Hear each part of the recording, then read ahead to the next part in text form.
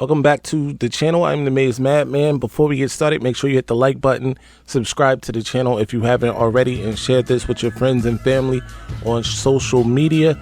Today we are going to discuss why the NFL Draft live from Detroit was the best recruiting tool for Michigan football.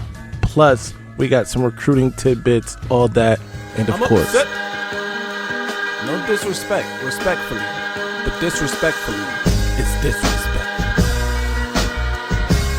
Don't be disrespectful. Those vile, disgusting Spartans. Poor little bro, man. And I'm gonna tell him why I'm mad.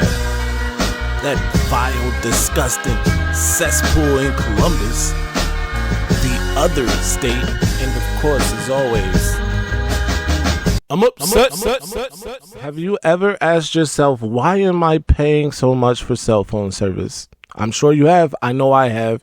And I have a solution for you in the form of Mint Mobile. Use the description in the video here. Check out Mint Mobile's plans. You can get unlimited service for as low as $15 a month. That is not a gimmick. Trust me. Stay angry. First things first, before we get into what Michigan gained in the portal, let's talk about what they just lost. Sophomore guard George Washington III re-entered the portal. You may remember Washington was in the portal. He took himself out of the portal. Now he re-entered the portal. This one looks like it's final, whatever. The portal closes tomorrow. We all know that.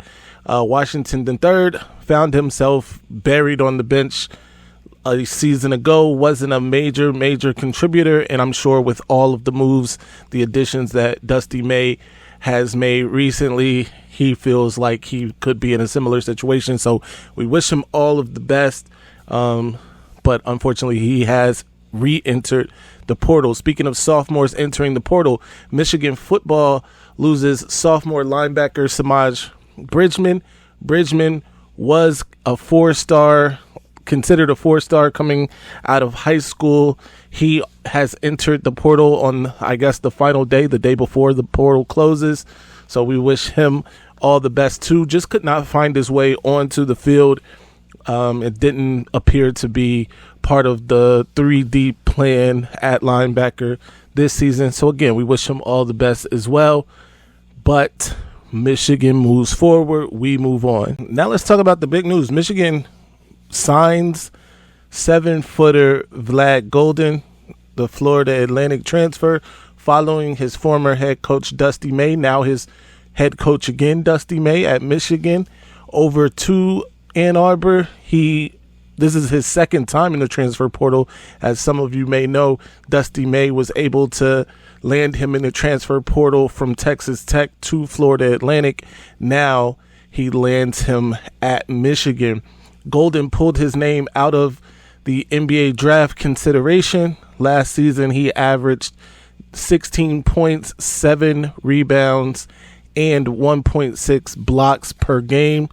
This has proven to be a tremendous recruiting month of April for Dusty May, who brought in 8 players in the month of April, completely overhauling that Michigan basketball roster.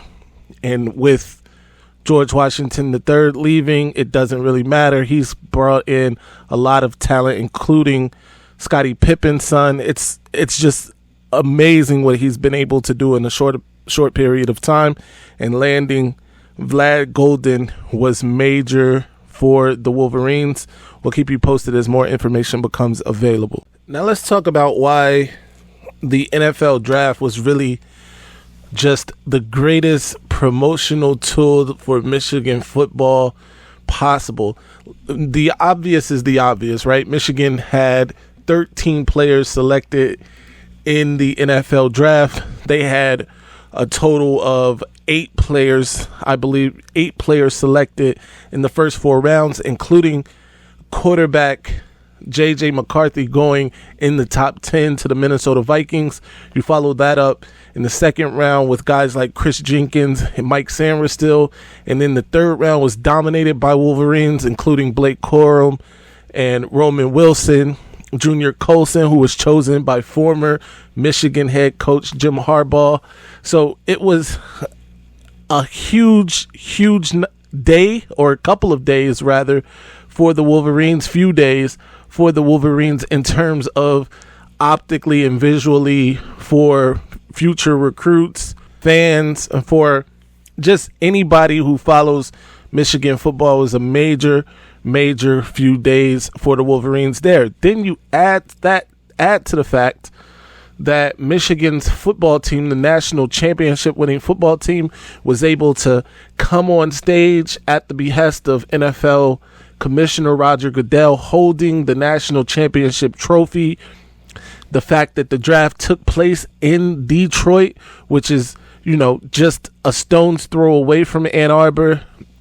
It was the greatest promotional tool the Wolverines could have asked for, and I think they took full advantage, not just in terms of the players that got drafted. And by the way, a bunch of free agent players were signed, right? Undrafted free agents were signed, like Carson Barnhart, like Braden McGregor, Josh Wallace.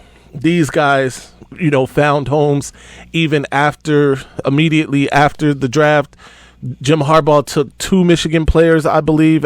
I think Cornelius Johnson was another guy he took, so that was major. I mean, just like I said, just the best promotional tool they could have ever asked for, and they took full advantage of it. Let me know in the comment section, what was your favorite part of the NFL draft? Do you agree that this was a great promotional tool for the Wolverines in terms of putting the program even on a bigger scale, on a bigger map, and for recruiting? Let's talk about it in the comment section. Finally, let's end it with some recruiting news. Michigan is trying to re-enter the fray for verbal commit to Purdue Tarrion Grant. Grant is a 6'4", 175-pounder out of Murfreesboro, Tennessee. He was being recruited heavily by Michigan when Steve Cleanscale was there. He is now being pursued by new Michigan defensive backs coach Lamar Morgan. And Morgan has already established a strong relationship with Grant and his mother. Grant was recently in the Detroit area for a 7-on-7 for Sound Body, Sound Mind, and stopped by along with his 7-on-7 teammates to Ann Arbor to check out the facilities, and was impressed. He said basically that Lamar Morgan calls and texts he and his mother every day. They have a good relationship and have been building a good bond with each other. He said that Morgan is also building that same bond with his mother, and he cares for his players a lot and wants the best for them. So very, very exciting news for the Wolverines. By the way, Tarrion Grant is a 5-star recruit, rated number 29 in the entire country, the 5th-ranked corner, and the 2nd-ranked player in the state of Tennessee. We will definitely keep you posted on this recruitment as more information becomes available. Michigan looks to be making a strong move here. The Wolverines are also heavy on wide receiver Quincy Porter. Porter out of New Jersey is a major priority for the Wolverines. According to EJ Holland of On3, he represents something that the Wolverines do not have currently on the roster, a big body receiver who can make plays down the field. Right now, he may even be wide receiver number 1 on the board at 6'3", 190 pounds. He is the number 6 wide receiver in the class, the number 48th ranked player in all of the country, and the number 1 player in the state of New Jersey. Michigan is in a recruiting battle with the likes of Florida State, Georgia, Notre Dame, and the other state. But right now, they've had him on campus twice since last summer. That's a great sign. He was just recently on campus a few weeks ago. They're working to get him back in A2. Hopefully that happens. We'll let you know how that goes. And if more information becomes available, let us know in the comment section what you think about Michigan's chances with both Porter and their attempt to flip Tarrion Grant. Let's talk about it. And be sure to follow me everywhere at Maize Madman. Until next time, stay angry, my friends. I'm upset. Ladies and gentlemen, this might be our best season ever. My ratings, they're about to go through the roof. All right, now I'ma calm down, son. I just don't get down all that